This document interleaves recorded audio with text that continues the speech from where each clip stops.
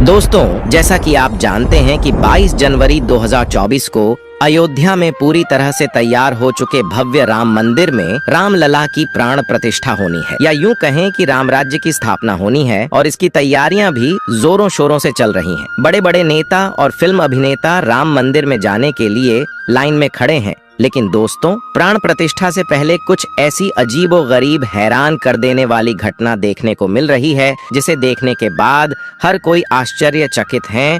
और इन चमत्कारिक घटनाओं को प्रभु श्री राम के नाम से जोड़कर देखा जा रहा है। तो क्या है ये चमत्कार, जानेंगे इस वीडियो में। दोस्तों, आगे बढ़ने से पहले वीडियो को लाइक और चैनल को सब्सक्राइब जरूर कर दें। चलिए वीडियो में आगे चलते हैं। मर्यादा पुरुषोत्तम भगवान श्री राम का भव्य मंदिर अब बनकर तैयार हो चुका है और प्रभु श्री राम के बाल स्वरूप यानी राम लला के प्राण प्रतिष्ठा का दिन नजदीक आता जा रहा है। और सभी श्रद्धालुजन बेसब्री से 22 जनवरी का इंतजार कर रहे हैं, जब राम जन्मभूमि अयोध्या में प्रभु श्री राम की चयनित मूर्ति को स्थापित किया जाएगा। जी हाँ दोस्तों, आपको बता देते हैं कि रामलला की 3 मूर्तियों में से एक का चयन कर लिया गया है, जिसको गर्भगृह में स्थापित किया जाएगा। इस दिन सभी भक्तजन इस दिन को दिवाली समारोह की तरह मनाते हुए अपने घरों में दीप प्रज्वलित करने को तैयार हैं। रामलला की प्राण प्रतिष्ठा समारोह, जिसे राम राज्य की स्थापना कहा जा रहा है, 22 जनवरी 2024 को होने वाला है। देश के कोने कोने से उत्साह की लहर सुनाई पड़ रही है। ऐसा लग रहा है मानो पूरा भारतवर्ष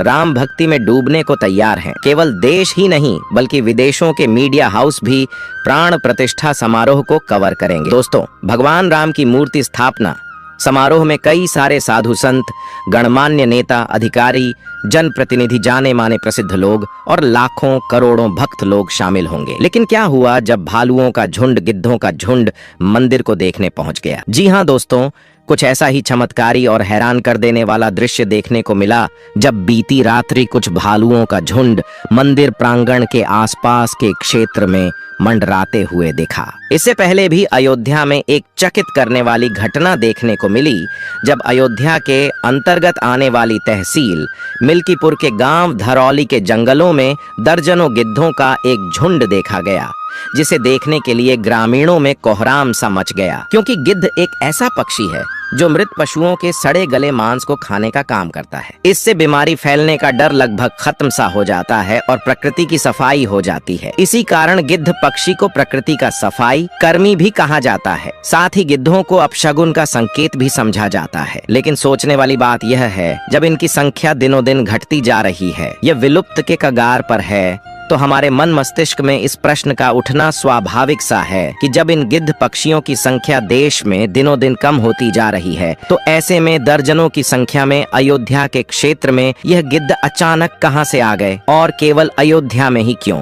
तो चलिए इस ताज्जुब करने वाली इस घटना को गहराई से समझते हैं। दोस्तों, जैसा कि रामायण में बताया गया है कि कैसे प्रभु श्री राम ने अपनी वानर सेना के दम पर लंकापति रावण से साहसिक युद्ध किया और अंततः लंकाधिपति रावण को पराजित किया। और आप यह भी जानते होंगे कि राम जी की सेना में कौन कौन था। राम जी की सेना में सर्वप्रथम राम भक्त महाबली हनुमान, वानर राज सुग्रीव, बाली पुत्र अंगद और असंख्य वानर सेना थी। इसके अलावा उनकी सेना में यक्षराज यानी भालुओं के राजा जामवंत भी थे, जो समय समय पर अपने वानर सेना का मार्गदर्शन करते थे। इसके अलावा रामायण में एक घटना का उल्लेख देखने को मिलता है कि महापंडित कहे जाने वाला धूर्त रावण जब माता सीता का हरण करके पुष्पक विमान में बैठाकर लंका ले जा रहा था, रावण का सबसे पहला सामना होता है विशाल जटायु पक्षी से। इसने हवा में उड़ते हुए रावण से बड़ी वीरता के साथ युद्ध किया। रावण को चोट भी पहुंचाई, लेकिन रावण के वार से पक्षी जटायु का एक पंख कट गया और जटायु धरती पर आ गिरे। हरण का सारा वृत्तांत जटायु ने राम जी को सुनाया और अंततः वीर गति को प्राप्त हुए। त्रेतायुग के इन्हीं जटायु पक्षी को आज कलयुग में गिद्ध पक्षी के नाम से जाना जाता है। और जब तहसील मिल्कीपुर के धरौली गांव के जंगलों में दर्जनों गिद्ध पक्षी को एक साथ देखा गया, तब सभी ग्रामीण लोग यही कह रहे थे, जब यह पक्षी विलुप्त के कगार पर है, जो अब न के बराबर देखने को मिलते हैं, तो इतनी बड़ी संख्या में गिद्धों को एक साथ देखना किसी चमत्कार से कम नहीं है। ग्रामीणों का मानना था कि यह गिद्ध पक्षी और कोई नहीं बल्कि जटायु के अवतार या फिर वंशज हैं, जो अयोध्या में बन रहे रामलला के भव्य मंदिर को देखने पहुंचे हैं, या फिर यूं कहें कि अपनी हाजिरी लगाने अयोध्या आए हैं। अयोध्या में विलुप्त प्रजाति के गिद्धों का दिखना किसी चमत्कार से कम नहीं है और लोगों ने इन गिद्धों को जटायु का वंशज मानकर उनकी पूजा करना भी शुरू कर दिया है। चलिए अब बात करते हैं वानरों की। आपको तो पता है कि भगवान राम की सेना में असंख्य वानर शामिल थे, जिनकी सहायता से भगवान राम ने लंका पर विजय पाई थी, और आज के समय में बंदरों को उसी वानर सेना का प्रतिरूप माना जाता है। यूं तो अयोध्या में बंदरों का जमावड़ा देखने को मिलता रहता है, लेकिन इतनी बड़ी संख्या में बंदरों का झुंड कहां से आ गया,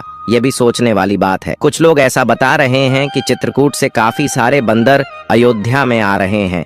ऐसा लग रहा है मानो अयोध्या के भव्य और दिव्य राम मंदिर को देखने के लिए खुद वानर सेना चित्रकूट से पधार रही है, मानो रामलला की प्राण प्रतिष्ठा में शामिल होना चाहते हो। आपको बता देते हैं कि चित्रकूट भगवान राम की कर्म भूमि मानी जाती है, जहां प्रभु श्री राम ने अपनी पत्नी सीता और भाई लक्ष्मण के साथ अपने 14 वर्ष के वनवास में से 11 वर्ष यही चित्रकूट में रहकर बिताए थे।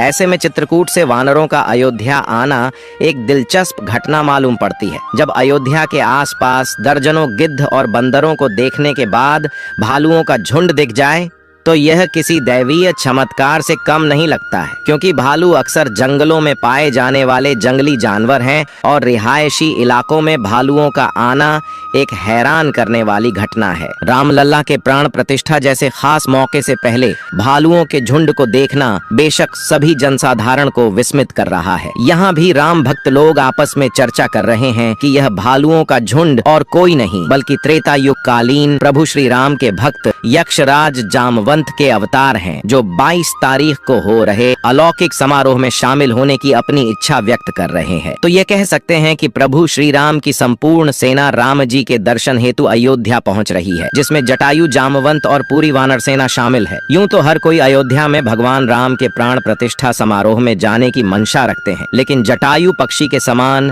दर्जनों गिद्धों का दिखना और जामवंत का अवतार कहे जाने वाले भालुओं के झुंड को देखना सच में जनमानस को अचंभे में डाल रहा है। अब तो ऐसा लगता है जैसे रामलला के इस प्राण प्रतिष्ठा समारोह में केवल नर और नारी ही नहीं बल्कि सूर्यदेव, नाग, किन्नर, गंधर्व शामिल होंगे और स्वर्ग से अन्य